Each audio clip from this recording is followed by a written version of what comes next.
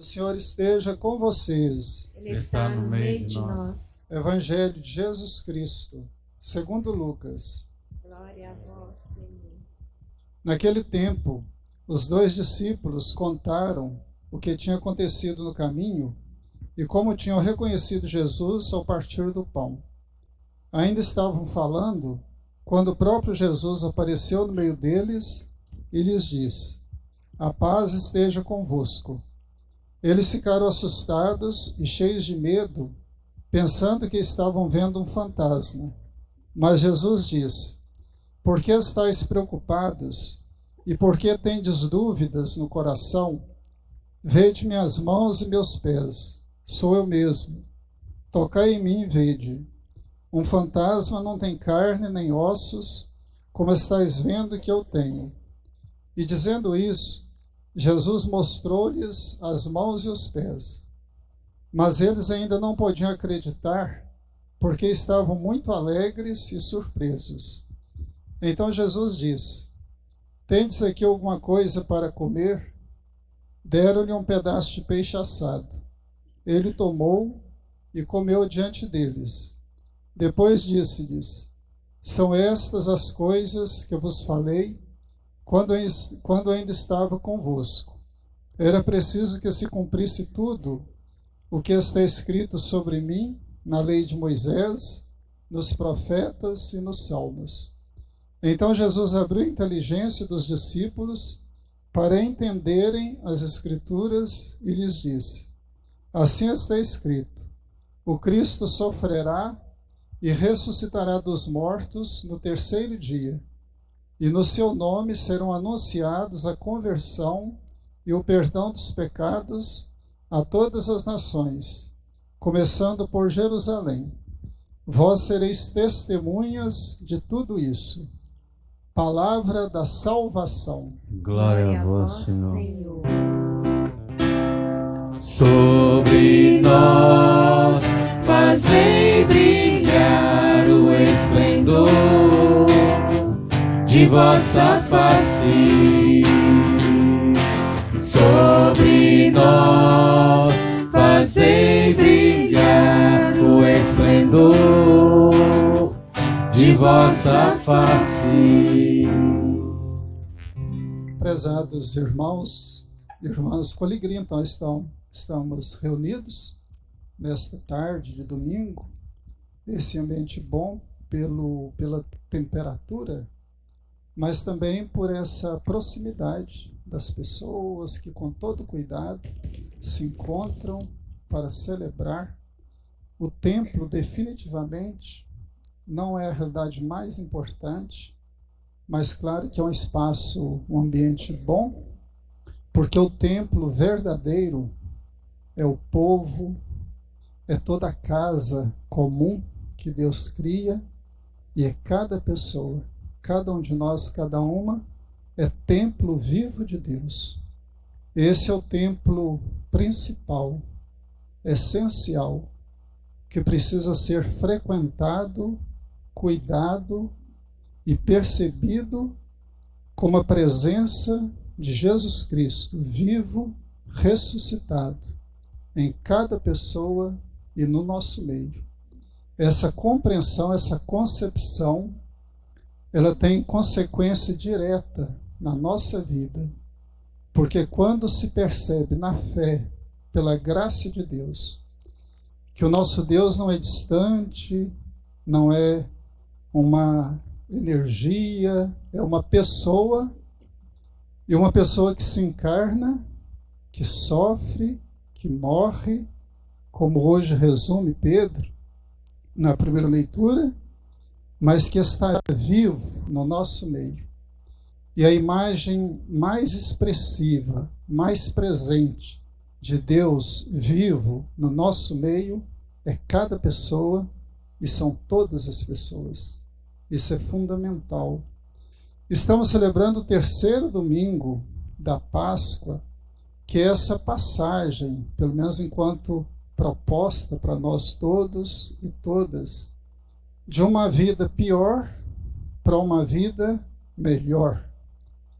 Mas não é no sentido assim de melhora econômica da vida, mas é a passagem de uma vida egoísta, às vezes com muita ganância, até porventura com exploração, para uma passagem de uma proposta de vida que seja com base na solidariedade, na comunitariedade, e que nos leve a nos compreender a todos e todas, independente de qualquer coisa, de raça, de região, de mundo, onde a pessoa tenha nascido, crescido, ou para onde tenha ido, essa compreensão dessa fraternidade social universal. Essa é a realidade que é defendida pelo Papa Francisco e que não é naturalmente uma proposta que vem dele, mas que vem do próprio Evangelho, da própria comunidade, daquilo que Jesus Cristo viveu, anunciou e que seus seguidores e seguidoras passaram a testemunhar, por isso deram a vida, e essa proposta bonita que chega até nós hoje. Então, celebrar a Páscoa é também celebrar essa convicção de que Deus que morre, Deus que é assassinado na cruz pela maldade ou pela ignorância, ele ressuscita, e a sua ressurreição, a sua vida nova, é a única possibilidade da nossa vida nova também. Não há mundo realmente novo sem essa abertura para a ressurreição de Jesus Cristo, que já deixa sinais na nossa vida, na nossa realidade, através principalmente do nosso testemunho. E no Evangelho, essa aparição, vamos dizer assim, repentina de Jesus, mas isso mostra nas entrelinhas o quanto os apóstolos ainda estavam distantes da proposta de Jesus. Por isso essa surpresa, por isso esse medo.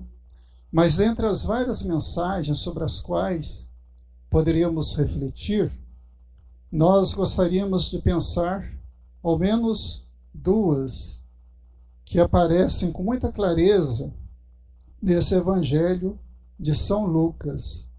Uma delas é que o lugar do encontro com Jesus Cristo é na carne, ou seja, é na concretude da vida.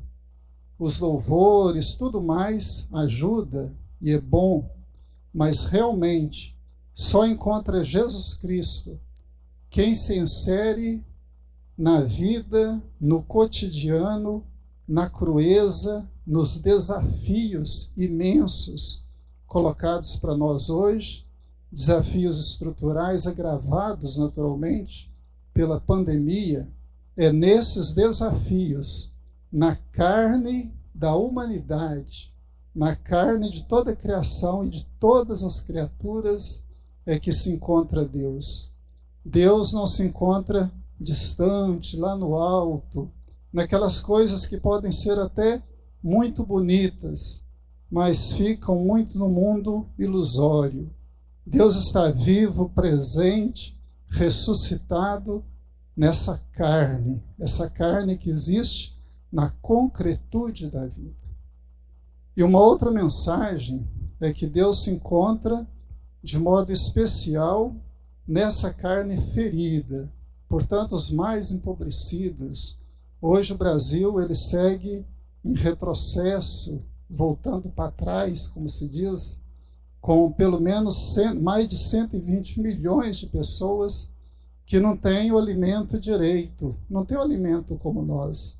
Eu acredito que nós que estamos participando aqui, graças a Deus, né? A gente pode até não jantar, um ou outro por uma opção, mas não é porque falta o alimento. E pelo menos 120 milhões de pessoas no Brasil hoje não têm o alimento adequado, ou pela insuficiência, ou pela má qualidade, ou pela não qualidade do alimento. E pelo menos 19 milhões de pessoas passam fome. Então, nesse contexto, encontrar Deus é encontrá-lo nessa carne ferida. Passar fome não é ter vontade de se alimentar. Nesse momento, certamente, nós temos vontade de tomar um café, mas daqui a pouco a gente sabe que a gente pode fazer, ou alguém até já fez para nós. Muitos de nós não têm nem o trabalho de fazer. Muitas pessoas não têm o alimento para fazer. Isso é que é passar fome. Ter vontade de se alimentar e não ter alimento. É nessas feridas que se encontra Deus. E a expressão de Deus é a solidariedade. É muito importante que nós nos cuidemos, que nós façamos o isolamento físico, isso é fundamental. Não existe muita autoridade preocupada conosco, por isso esse cuidado redobrado, né? Igual nós já fazemos, essa convicção também de que Deus nos ajuda, de que Deus nos protege.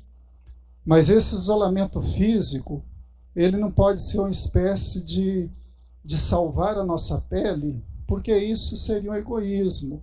Ou nós nos salvamos a todos e a todas, ou ninguém se salva. Essa é a grande realidade, porque nós fazemos parte da mesma sociedade. Nós estamos no mesmo mundo. Então, celebrando hoje, nesse terceiro domingo, a ressurreição de Jesus, e essa certeza também da nossa ressurreição, que nós tenhamos muita alegria, muita fé, muita esperança, e que essa esperança fundamentada em Jesus Cristo nos motive a nos inserir sempre mais nessa comunitariedade que vem da fé e no serviço à vida, através da solidariedade. Que Deus nos ajude, que Deus nos abençoe. Louvado seja nosso Senhor Jesus Cristo.